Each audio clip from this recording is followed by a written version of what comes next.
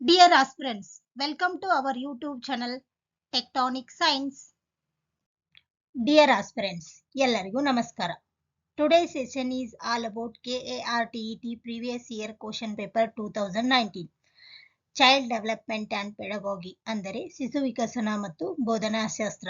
So, stay till the end. This session is helpful for your KARTET 2025 examination. Question number 1.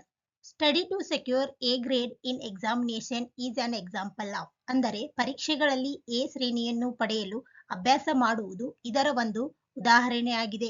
ಇದಕ್ಕೆ ಸರಿಯಾದ ಉತ್ತರ option number 4 ಕ್ರಿಯಾ ಪ್ರಸ್ತುತ ಅನುಬಂಧನ ಕಲಿಕೆ ಮೀನ್ಸ್ ಇನ್ಸ್ಟ್ರೂಮೆಂಟಲ್ ಕಂಡೀಷನಿಂಗ್. ಬಿಕಾಸ್ ಕ್ರಿಯಾ ಪ್ರಸ್ತುತ ಅನುಬಂಧನ ಎನ್ನುವುದು BF ಸ್ಕಿನ್ನರ್ ಅವರ ಒಂದು ಕಲಿಕಾ ತತ್ವವಾಗಿದೆ. ಈ ತತ್ವದ ಪ್ರಕಾರ ಪ್ರೇರಣೆಯೊಂದಿಗೆ ಅಥವಾ ಬಹುಮಾನ ನೀಡುವ ಮೂಲಕ ಪ್ರಕ್ರಿಯೆಯನ್ನು ಬಲಗೊಳಿಸುವುದು ಒಂದು ನಿರ್ದಿಷ್ಟ ವರ್ತನೆಯನ್ನು ಪುನರಾವರ್ತಿಸುವ ಒಂದು ಏನಾಗಿದೆ ಎಂದ ತತ್ವವಾಗಿದೆ.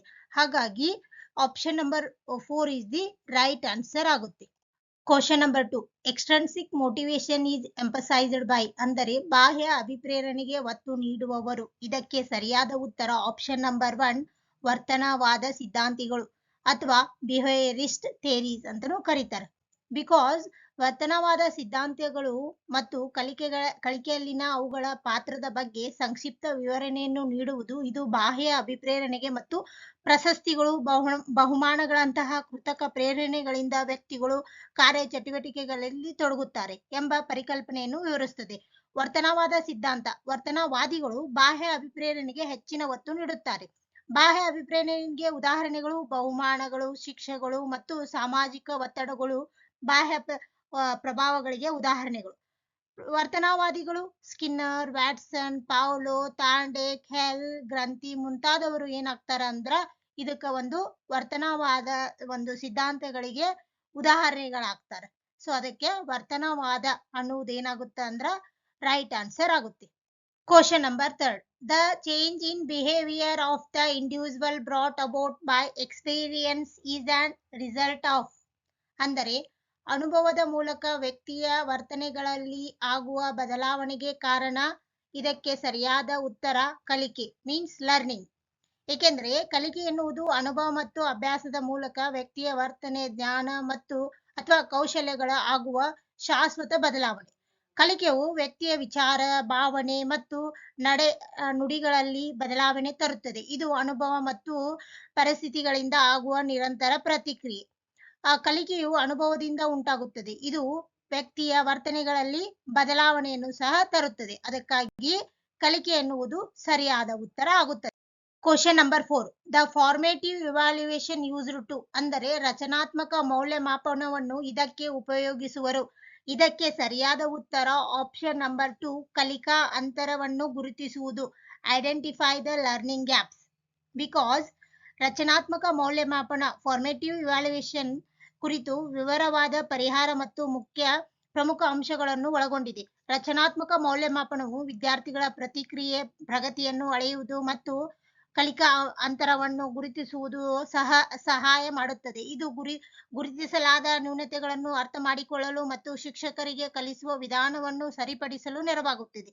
ಇದು ನಿರಂತರ ಮೌಲ್ಯಮಾಪನದ ಒಂದು ಪ್ರಮುಖ ಭಾಗವಾಗಿದೆ. ರಚನಾತ್ಮಕ ಮೌಲ್ಯಮಾಪನವು ಕಲಿಕೆಯ ಪ್ರಗತಿಯನ್ನು ಅಳೆಯುತ್ತದೆ. ಹಾಗಾಗಿ ಕಲಿಕಾ ಅಂತರವನ್ನು ಗುರುತಿಸುವುದು ಸರಿಯಾದ ಉತ್ತರ. Question number 5. Maturation is a natural process of ಅಂದರೆ ಪರಿಪಕ್ವತೆಯು ಇದರ ನೈಸರ್ಗಿಕ ಪ್ರತಿಕ್ರಿಯೆಯಾಗಿದೆ. ಇದಕ್ಕೆ ಸರಿಯಾದ ಉತ್ತರ ಆಪ್ಷನ್ ನಂಬರ್ 4 ಬೆಳವಣಿಗೆ ಮತ್ತು ವಿಕಾಸ ಗ್ರೋತ್ ಅಂಡ್ ಡೆವಲಪ್ಮೆಂಟ್. ಏಕೆಂದರೆ ಪರಿಪಕ್ವತೆ ಎನ್ನುವುದು ವಿಕಾಸದ ಒಂದು ನೈಸರ್ಗಿಕ ಭಾಗವಾಗಿದೆ. ವಿಕಾಸವೆಂದರೆ ವ್ಯಕ್ತಿಯ ದೈಹಿಕ, ಮಾನಸಿಕ, ಭಾವನಾತ್ಮಕ ಮತ್ತು ಸಾಮಾಜಿಕ ಬೆಳವಣಿಗೆಯಲ್ಲಿ ಸಂಭವಿಸುವ ನಿರಂತರ ಬದಲಾವಣೆಗಳು. ಆದ್ದರಿಂದ ಪರಿಪಕ್ವತೆಯು ಬೆಳವಣಿಗೆ ಮತ್ತು ವಿಕಾಸದ ನೈಸರ್ಗಿಕ ಪ್ರಕ್ರಿಯೆ ಆಗಿದೆ. ಹಾಗಾದ್ರೆ ಪರಿಪಕ್ವತೆ ಅಂದರೆ ಶರೀರ ಮತ್ತು ಮನಸ್ಸಿನ ನೈಸರ್ಗಿಕ ಬೆಳವಣಿಗೆ. ವಿಕಾಸವು ದೈಹಿಕ, ಬೌದ್ಧಿಕ, ಭಾವನಾತ್ಮಕ ಬೆಳವಣಿಗೆಯನ್ನು ಒಳಗೊಂಡಿದೆ. ವಿಕಾಸ ಅಂದರೆ ಬೌದ್ಧಿಕ ಪ್ಲಸ್ ಭಾವನಾತ್ಮಕ ಪ್ಲಸ್ ಶಾರೀರಿಕ ಬೆಳವಣಿಗೆ. ಅದಕ್ಕಾಗಿ ಆಪ್ಷನ್ ನಂಬರ್ 4 ಏನಾಗುತ್ತೆ ಅಂದ್ರೆ ಸರಿಯಾದ ಉತ್ತರ ಆಗುತ್ತೆ. Question number 6. Special ability besides the general intellectual ability in an individual is known as ಅಂದರೆ ಸಾಮಾನ್ಯ ಬೌದ್ಧಿಕ ಸಾಮರ್ಥ್ಯದ ಜೊತೆಗೆ ವ್ಯಕ್ತಿಯಲ್ಲಿ ಇರುವ ವಿಶೇಷ ಸಾಮರ್ಥ್ಯವೇ. ಇದಕ್ಕೆ ಸರಿಯಾದ ಉತ್ತರ ಆಪ್ಷನ್ ನಂಬರ್ 3 ಅಭಿಕ್ಷಮತೆ. Aptitude is the right answer ಆಗುತ್ತೆ. ಬಿಕಾಸ್ ಅಭಿಕ್ಷಮತೆ ಅಂದ್ರೆ ಆಪ್ಟಿಟ್ಯೂಡ್ ಅಂದ್ರೆ ಒಂದು ನಿರ್ದಿಷ್ಟ ಕೌಶಲ್ಯ ಅಥವಾ ಕಲಿಕೆಯನ್ನು ತ್ವರಿತವಾಗಿ ಮತ್ತು ಸುಲಭವಾಗಿ ಪಡೆಯುವ ಒಂದು ಸ್ವಾಭಾವಿಕ ಸಾಮರ್ಥ್ಯ. ಇದು ವ್ಯಕ್ತಿಯಲ್ಲಿ ಹುಟ್ಟಿನಿಂದ ಬಂದಿರುವ ಅಥವಾ ಕಲಿಕೆಯಿಂದ ಬೆಳೆಸಿಕೊಂಡಿರುವ ವಿಶೇಷ ಸಾಮರ್ಥ್ಯ. ಸಾಮಾನ್ಯ ಬೌದ್ಧಿಕ ಸಾಮರ್ಥ್ಯಕ್ಕಿಂತ ವಿಭಿನ್ನವಾಗಿ ಅಭಿಕ್ಷಮತೆ ನಿರ್ದಿಷ್ಟ ಕ್ಷೇತ್ರದಲ್ಲಿ ಯಶಸ್ಸನ್ನು ಗುರುತಿಸುತ್ತದೆ. ಅಭಿಕ್ಷಮತೆಯ ಒಂದಿಷ್ಟು ಪ್ರಮುಖ ಏನ್ ಮಾಡಿದೆ ಅಂದ್ರೆ ಅಂಶಗಳನ್ನು ಒಳಗೊಂಡಿದೆ. ಇದು ವ್ಯಕ್ತಿಯ ಸಹಜ ಸಾಮರ್ಥ್ಯ ಮತ್ತು ನಿರ್ದಿಷ್ಟ ಕೌಶಲ್ಯಗಳನ್ನು ಕಲಿಯುವ ಸುಲಭತೆಯನ್ನು ವಿವರಿಸುತ್ತದೆ. ಅಭಿಕ್ಷಮತೆ ನಿರ್ದಿಷ್ಟ ಕೌಶಲ್ಯಗಳ ಕಲಿಕೆಯನ್ನು ಸುಲಭಗೊಳಿಸುತ್ತದೆ. ಇದು ವ್ಯಕ್ತಿಯ ನೈಸರ್ಗಿಕ ಸಾಮರ್ಥ್ಯ ಸಾಮಾನ್ಯ ಬೌದ್ಧಿಕ ಸಾಮರ್ಥ್ಯಕ್ಕಿಂತ ವಿಭಿನ್ನವಾಗಿದೆ. ವ್ಯಕ್ತಿಗಳು ಹುಟ್ಟುವಾಗಲೇ ಪ್ರಭಾವಿತರಾಗಿರುತ್ತಾರೆ. ಅಭಿಕ್ಷಮತೆ ನಿರ್ದಿಷ್ಟ ಕೌಶಲ್ಯಗಳ ಕಲಿಕೆಯನ್ನು ಸುಲಭಗೊಳಿಸುತ್ತದೆ.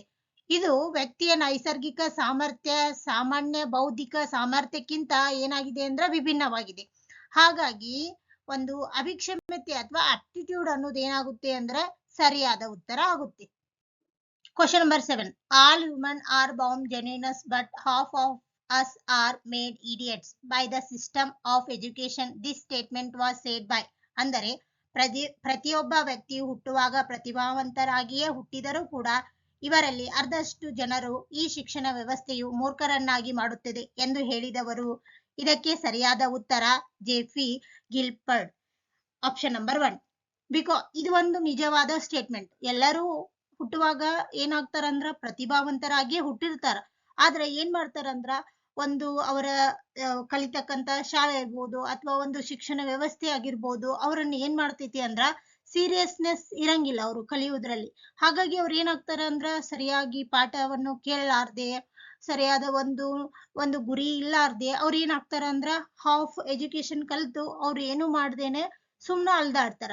ಅವ್ರಿಗೆ ಏನಾಗ್ತಾರ ಅಂದ್ರ ಅವ್ರ ಈ ಒಂದು ಶಿಕ್ಷಣ ವ್ಯವಸ್ಥೆಯ ಒಮ್ಮೊಮ್ಮೆ ಏನ್ ಮಾಡ್ತೈತಿ ಅವ್ರನ್ನ ಮೂರ್ಖರನ್ನಾಗಿ ಮಾಡ್ಬಿಡ್ತೈತಿ.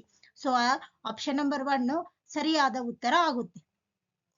Question number 8. The technique used to find out relationship existing among the student in the classroom ಅಂದರೆ ತರಗತಿಯಲ್ಲಿನ ವಿದ್ಯಾರ್ಥಿಗಳ ನಡುವಿನ ಸಂಬಂಧವನ್ನು ಕಂಡುಹಿಡಿಯಲು ಬಳಸುವ ಸೂತ್ರ. ಇದಕ್ಕೆ ಸರಿಯಾದ ಉತ್ತರ ಆಪ್ಷನ್ ನಂಬರ್ 1 ಸಮಾಜ ಮಿತಿ ಮಾಪನ. ಸೋಶಿಯೋಮೆಟ್ರಿ ಇಸ್ ದಿ ರೈಟ್ ಆನ್ಸರ್ ಆಗುತ್ತೆ. ಬಿಕಾಸ್ ತರಗತಿಯಲ್ಲಿ ವಿದ್ಯಾರ್ಥಿಗಳ ನಡುವಿನ ಸಾಮಾಜಿಕ ಸಂಬಂಧವನ್ನು ಅಧ್ಯಯನ ಮಾಡುವ ಸಮಾಜ ಮಿತಿ ಮಾಪನ ಯಾವುದಂದ್ರ ಸೋಶಿಯೋಮೆಟ್ರಿ. ಇಲ್ಲಿ ಒಂದಿಷ್ಟು ಏನ್ ಬರ್ತಾವ ಅಂದ್ರ ಇಂಪಾರ್ಟೆಂಟ್ ಪಾಯಿಂಟ್ಸ್ ಬರ್ತಾವು. ಸೊ ಇವನ್ ನೋಟ್ ಮಾಡ್ಕೊರಿ. ಸಮಾಜ ಮಿತಿ ಅಂದ್ರ ಗುಂಪಿನ ರಚನೆ ಅಂತರ್ ಸಂಬಂಧ ಮತ್ತು ಗುಂಪಿನ ಸದಸ್ಯರ ಸ್ಥಾನಮಾನವನ್ನು ಅಳೆಯುವ ಒಂದು ವಿಧಾನವಾಗಿದೆ. ಸಮಾಜ ಮಿತಿ ತಂತ್ರವನ್ನು JL ಮೆರೋನೋ ಅವರು 1934ರಲ್ಲಿ ಕಂಡುಹಿಡಿದರು. ಪ್ರೇಕ್ಷೇಪಣ ವಿಧಾನವು ವ್ಯಕ್ತಿತ್ವವನ್ನು ಅಳೆಯುವ ಒಂದು ವಿಧಾನವಾಗಿದೆ. ಬುದ್ಧಿಶಕ್ತಿ ಪರೀಕ್ಷೆಯು ವ್ಯಕ್ತಿಯ ಬುದ್ಧಿಮತೆಯನ್ನು ಅಳೆಯುವ ಒಂದು ಸಾಧನವಾಗಿದೆ. ನೈದಾನಿಕ ಪರೀಕ್ಷೆಯು ಏನಾಗಿದೆ ಅಂದ್ರ ವಿದ್ಯಾರ್ಥಿಗಳ ಕಲಿಕೆಯಲ್ಲಿನ ತೊಂದರೆಗಳನ್ನು ಗುರುತಿಸುವ ಒಂದು ಏನಾಗಿದೆ ಅಂದ್ರ ಮಾಪನವಾಗಿದೆ. ಹಾಗಾಗಿ ಸೋಶಿಯೋಮೆಟ್ರಿ ಇಸ್ ದಿ ರೈಟ್ ಆನ್ಸರ್ ಆಗುತ್ತೆ. ಸೊ ಇನ್ 3 ಆಪ್ಷನ್ಸ್ ಗೆ ಇಲ್ಲಿ ಕೆಳಗಡೆ ಏನಿದೆ ಅಂದ್ರೆ ಎಕ್ಸ್ಪ್ಲನೇಷನ್ ಇದೆ. ಸೊ ಒಂದ್ಸರಿ ನೋಡ್ಕೊಂಡು ನೋಟ್ ಮಾಡ್ಕೋರಿ. Question number 9. Dyslexia is a learning disability in ಅಂದರೆ ಡಿಸ್ಲೆಕ್ಸಿಯಾಯು ಈ ಸಾಮರ್ಥ್ಯದ ಕಲಿಕಾ ನ್ಯೂನತೆಯಾಗಿದೆ. ಇದಕ್ಕೆ ಸರಿಯಾದ ಉತ್ತರ ಆಪ್ಷನ್ ನಂಬರ್ 2 ಓದುವುದು means reading is the right answer ಆಗುತ್ತೆ. ಏಕೆಂದರೆ ಡಿಸ್ಲೆಕ್ಸಿಯಾ ಪ್ರಮುಖವಾಗಿ ಓದುವ ಸಾಮರ್ಥ್ಯಕ್ಕೆ ಸಂಬಂಧಿಸಿದ ಒಂದು ನಿರ್ದಿಷ್ಟ ಕಲಿಕಾ ನ್ಯೂನತೆ. ಇದು ಬುದ್ಧಿಶಕ್ತಿಯ ಕೊರತೆ ಅಲ್ಲ. ಡಿಸ್ಲೆಕ್ಸಿಯಾ ಇರುವ ವಿದ್ಯಾರ್ಥಿಗಳು ಅಕ್ಷರಗಳನ್ನು ಗುರುತಿಸುವುದು, ಪದಗಳನ್ನು ನಿಖರವಾಗಿ ಮತ್ತು ಸರಳವಾಗಿ ಓದುವುದು ಹಾಗೂ ಓದಿದ್ದನ್ನು ಅರ್ಥ ಮಾಡಿಕೊಳ್ಳುವಲ್ಲಿ ಏನ್ ಮಾಡ್ತಾರ ಅಂದ್ರೆ ಕಷ್ಟಪಡ್ತಾರ. ಹಾಗಾಗಿ dyslexia is the right answer ಆಗುತ್ತೆ. Question number 10. ಆಂಟಿಸಮ್ ಈಸ್ ಅಂದರೆ ಆಂಟಿಸಮ್ ಒಂದು ಬಗೆಯ. ಇದಕ್ಕೆ ಸರಿಯಾದ ಉತ್ತರ ಆಪ್ಷನ್ ನಂಬರ್ 1 ನರ ಸಂಬಂಧ ವರ್ತನಾ ರೋಗ ಸಮಷ್ಟಿ. Neuro behavioural syndrome is the right answer ಆಗುತ್ತೆ. ಸೊ ಇದಕ್ಕೆ ಎಕ್ಸ್ಪ್ಲನೇಷನ್ ಸಹ ಇದೆ. ಒಂದ್ಸಾರಿ ನೀವೇನ್ ಮಾಡ್ರಿ ಅಂದ್ರ ನೀಟಾಗ ರೀಡ್ ಮಾಡ್ಕೋರಿ. Question number 11. Educating special children in normal classroom along with normal children means ಅಂದರೆ ವಿಶೇಷ ಆದ್ಯತೆಯುಳ್ಳ ಮಕ್ಕಳನ್ನು ಸಾಮಾನ್ಯವಾದ ಮಕ್ಕಳೊಂದಿಗೆ ಜೋಡಿಸಿ ಸಾಮಾನ್ಯ ತರಗತಿಯಲ್ಲಿ ಶಿಕ್ಷಣ ನೀಡುವುದು ಎಂದರೆ. ಇದಕ್ಕೆ ಸರಿಯಾದ ಉತ್ತರ ಆಪ್ಷನ್ ನಂಬರ್ 4 ಸಮನ್ವಯ ಶಿಕ್ಷಣ ಅಥವಾ ಇನ್ಕ್ಲೂಸಿವ್ ಎಜುಕೇಶನ್ ಅನ್ನೋದೇನಾಗುತ್ತೆ ಅಂದ್ರೆ ಸರಿಯಾದ ಉತ್ತರ ಆಗುತ್ತೆ. ಯಾಕಂದ್ರೆ ಇದು ಒಂದು ಹ್ಯಾಂಡಿಕ್ಯಾಪ್ಡ್ ಇದ್ದಂತ ಮಕ್ಕಳನ್ನ, ವಿಶೇಷ ಚೇತನ ಮಕ್ಕಳನ್ನ ನಾವ್ ಏನ್ ಮಾಡೋದಂದ್ರ ಸಾಮಾನ್ಯ ಮಕ್ಕಳಂದ್ರೆ ಪ್ರತಿಭಾವಂತ ಮಕ್ಕಳು ಇರ್ತಾರ, ಅದ್ರೊಳಗೆ ಸ್ವಲ್ಪ ಅದಕ್ಕಿಂತನೂ ಎವರೇಜ್ ಮಕ್ಕಳು ಇರ್ತಾರ. ಹಿಂಗ ಎಲ್ಲಾ ಮಕ್ಕಳ ಜೊತೆನೂ ಒಂದು ಬುದ್ಧಿ ಮಾಂದ್ಯ ಇರುವಂತಹ ಮಕ್ಕಳು ಅಥವಾ ದೈಹಿಕ, ಬೌದ್ಧಿಕ, ಮಾನಸಿಕ, ಸಾಮಾಜಿಕ, ಶೈಕ್ಷಣಿಕ ಸವಾಲುಳ್ಳ ಮಕ್ಕಳನ್ನು ಅವ್ರ ಜೊತೆನೆ ಸೇರಿಸಿ ಕಲಿಸುವಂತಹ ಒಂದು ಶಿಕ್ಷಣಕ್ಕೆ ನಾವೇನಂತ ಕರಿತೇವೆ ಅಂದ್ರೆ ಸಮನ್ವಯ ಶಿಕ್ಷಣ ಅಂತ ಕರಿತೇವೆ. Means inclusive education is the right answer. Question number 12 development means ಅಂದರೆ ವಿಕಾಸ ಎಂದರೆ. ಇದಕ್ಕೆ ಸರಿಯಾದ ಉತ್ತರ ಆಪ್ಷನ್ ನಂಬರ್ 3 ಗುಣಾತ್ಮಕ ಮತ್ತು ಪರಿಮಾಣಾತ್ಮಕ ಬದಲಾವಣೆ. Both qualitative and quantitative changes is the right answer ಆಗುತ್ತೆ. ಏಕೆಂದ್ರೆ ವಿಕಾಸ ಎಂದರೆ ವ್ಯಕ್ತಿಯಲ್ಲಿ ಕಾಲಾನಂತರದಲ್ಲಿ ಉಂಟಾಗುವ ಗುಣಾತ್ಮಕ ಮತ್ತು ಪರಿಣಾಮಾತ್ಮಕ ಬದಲಾವಣೆಗಳ ಒಟ್ಟು ಮೊತ್ತ. ಇದು ಶಾರೀರಿಕ ಬೆಳವಣಿಗೆಯ ಜೊತೆಗೆ ಆತ್ಮವಿಶ್ವಾಸ, ಚಿಂತನೆ, ವ್ಯಕ್ತಿತ್ವ, ಭಾವನೆಗಳ ಬೆಳವಣಿಗೆಯೂ ಸಹ ಸಂಬಂಧಿಸಿದೆ. ವಿಕಾಸದಲ್ಲಿ ಬೆಳವಣಿಗೆಯು ಸೇರುವುದರಿಂದ ಇದು ಗುಣಾತ್ಮಕ ಹಾಗೂ ಪರಿಣಾಮಾತ್ಮಕ ಬದಲಾವಣೆಯಾಗಿದೆ. ಹಾಗಾಗಿ ಆಪ್ಷನ್ ನಂಬರ್ 3 ಏನಾಗುತ್ತೆ ಅಂದ್ರೆ ಸರಿಯಾದ ಉತ್ತರ ಆಗುತ್ತೆ. Question number 13. A stimulus which encourages either increase or decrease the exhibition of certain behavior in an individual is. ಅಂದರೆ ವ್ಯಕ್ತಿಯಲ್ಲಿನ ವರ್ತನೆಗಳನ್ನು ಹೆಚ್ಚಿಸುವಂತೆ ಅಥವಾ ಕಡಿಮೆ ಮಾಡಲು ಪ್ರಸ್ತುತಪಡಿಸುವ ಪ್ರಚೋದನೆಗೆ ಆಪ್ಷನ್ ನಂಬರ್ 2 ಪುನರ್ಬಲನ ಮೀನ್ಸ್ ರೀಇನ್ಫೋರ್ಸ್ಮೆಂಟ್ ಅಂತ ಕರೀತಾರೆ. ರೀಇನ್ಫೋರ್ಸ್ಮೆಂಟ್ ಅಂದ್ರೆ ವ್ಯಕ್ತಿಯಲ್ಲಿನ ವರ್ತನೆಗಳನ್ನು ಹೆಚ್ಚಿಸಲು ಅಥವಾ ಕಡಿಮೆ ಮಾಡಲು ಪ್ರಸ್ತುತಪಡಿಸುವ ಒಂದು ಪ್ರಚೋದನೆ ಆಗಿದೆ. ಇದು ಕ್ರಿಯಾಜನ್ಯ ಅನುಬಂಧದ ಮೀನ್ಸ್ ಆಪರೇಸ್ಟ್ ಕಂಡೀಷನಿಂಗ್ ಪ್ರಮುಖ ಪರಿಕಲ್ಪನೆಯಾಗಿದೆ ಮತ್ತು ಸ್ಕಿನ್ನರ್ ಅವರ ಕ್ರಿಯಾ ಪ್ರಸ್ತುತ ಕಲಿಕೆ ಸಿದ್ಧಾಂತದ ಪ್ರಮುಖ ಅಂಶವಾಗಿದೆ. ಪುನರ್ಬಲನದಲ್ಲಿ 2 ವಿಧಗಳಿದೆ. ಒಂದು ಧನಾತ್ಮಕ, ಒಂದು ಋಣಾತ್ಮಕ. ಧನಾತ್ಮಕ ಅಂದ್ರ ಉತ್ತಮ ವರ್ತನೆಗೆ ಬಹುಮಾನ ನೀಡುವುದು. ಋಣಾತ್ಮಕ ಅಂದ್ರ ಕೆಟ್ಟ ನಡವಳಿಕೆಗಳನ್ನು, ಏನಾದ್ರೂ ಕೆಟ್ಟ ವರ್ತನೆಗಳನ್ನು ತೆಗೆದುಹಾಕುವುದು ಮತ್ತು ಉತ್ತಮ ವರ್ತನೆಗಳನ್ನು ಏನ್ ಮಾಡೋದು ಅಂದ್ರೆ ತುಂಬುವುದು. ಅದಕ್ಕಾಗಿ ಏನಾಗುತ್ತೆ ಅಂದ್ರೆ ಪುನರ್ಬಲನ ಇದ ಸರಿಯಾದ ಉತ್ತರ ಆಗುತ್ತೆ.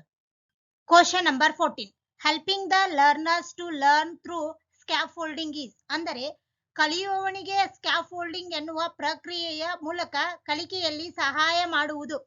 ಇದಕ್ಕೆ ಸರಿಯಾದ ಉತ್ತರ ಆಪ್ಷನ್ ನಂಬರ್ 1 ರಚನಾತ್ಮಕವಾದ ಮೀನ್ಸ್ ಕನ್ಸ್ಟ್ರಕ್ಟಿವಿಸಮ್ ಇಸ್ ದಿ ಸರಿಯಾದ ಉತ್ತರ ಆಗುತ್ತೆ. ಏಕೆಂದ್ರೆ ಸ್ಕ್ಯಾಫೋಲ್ಡಿಂಗ್ ಎಂಬುದು ರಚನಾತ್ಮಕವಾದದಲ್ಲಿ ಒಂದು ಪ್ರಮುಖ ಪರಿಕಲ್ಪನೆಯಾಗಿದೆ. ಇದು ಕಲಿಕೆಯ ಪ್ರಕ್ರಿಯೆಯಲ್ಲಿ ವಿದ್ಯಾರ್ಥಿಗಳಿಗೆ ತಾತ್ಕಾಲಿಕ ಬೆಂಬಲವನ್ನು ಒದಗಿಸುವ ಒಂದು ವಿಧಾನವಾಗಿದೆ. ಇದು ಸಾಮಾನ್ಯವಾಗಿ ಶಿಕ್ಷಕರು ಅಥವಾ ಹೆಚ್ಚು ಜ್ಞಾನ ಹೊಂದಿರುವ ವ್ಯಕ್ತಿಗಳು ಒದಗಿಸುವ ಮಾರ್ಗದರ್ಶನ ಮತ್ತು ಬೆಂಬಲದ ರೂಪವಾಗಿದೆ. ಅದಕ್ಕಾಗಿ ರಚನಾತ್ಮಕವಾದ ಅಥವಾ ಕನ್ಸ್ಟ್ರಕ್ಟಿವಿಸಮ್ ಅನ್ನುವುದು ಸರಿಯಾದ ಉತ್ತರ ಆಗುತ್ತೆ. Question number 15 multifactor theories of intelligence was propounded by. ಅಂದರೆ ಬುದ್ಧಿಶಕ್ತಿಯ ಬಹು ಅಂಶ ಸಿದ್ಧಾಂತವನ್ನು ಮಂಡಿಸಿದವರು. ಇದಕ್ಕೆ ಸರಿಯಾದ ಉತ್ತರ option number 1 Thurstone is the correct answer ಆಗುತ್ತೆ. ಈ ಒಂದು ವಿಡಿಯೋದಲ್ಲಿ ಕ್ವಶನ್ ನಂಬರ್ 1 ರಿಂದ 15 ತನ ಏನ್ ಮಾಡಿದೆ ಅಂದ್ರೆ ನಿಮಗ ಕ್ವಶನ್ಸ್ ವಿತ್ ಆನ್ಸರ್ಸ್ ಗಳನ್ನ ಡಿಸ್ಕಸ್ ಮಾಡಲಾಗಿದೆ. ಮುಂದಿನ ಭಾಗ ಪಾರ್ಟ್ 2 ಭಾಗವನ್ನು ಮುಂದಿನ ವಿಡಿಯೋದಲ್ಲಿ ನಾವೇನ್ ಮಾಡೋಣ ಡಿಸ್ಕಸ್ ಮಾಡೋಣ. Thank you for watching. Please like, share and subscribe our channel.